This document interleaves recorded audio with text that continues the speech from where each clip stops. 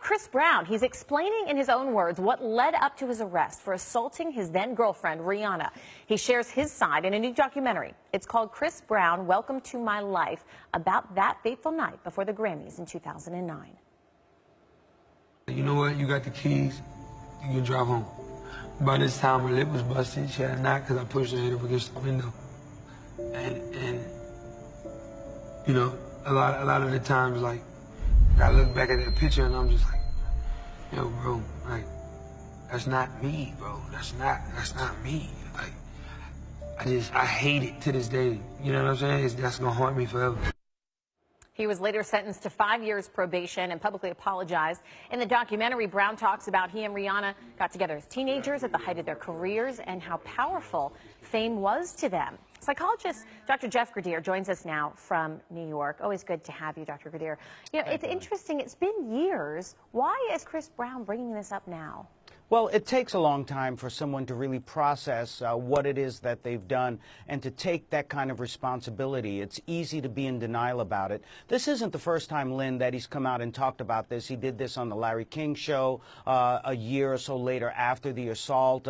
He tried to talk about it on GMA, and that turned into a disaster. So he was still processing it. I think this is a good thing that he is actually going through this change in his life, and it does show that he is starting to take responsibility, and I think that's a great message for everyone that's out there. You know, it also struck me as interesting that we've seen a lot of celebrities play out their controversies either in this documentary or take Beyonce and Jay-Z in their new albums talking about his infidelity. I mean, do you think that's helpful or hurtful for some of these issues that are a pretty big deal? Well, I think it's absolutely important that they represent who they truly are, not just being recording artists, but being human beings who have issues. They have so many followers. They are role models. So when they talk about these issues in their music, through their videos, recordings, and so on, it actually does show us that they are having issues like everyone else. And as they work towards a positive resolve, that's also a very clear message as to what is acceptable and unacceptable behavior in society, in their lives, but especially in the lives of the young people who they influence so strongly. What about for those people who are in abusive relationships right now? Maybe it's not even physical, it's emotional, which is a lot harder to discern. What can people learn from this?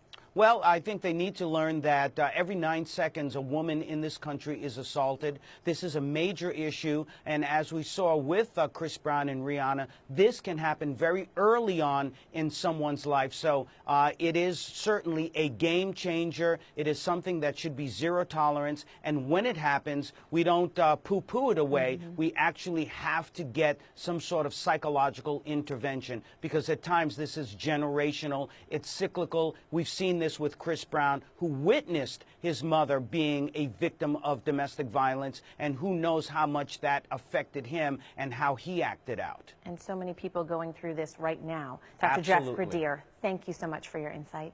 My pleasure, Lynn.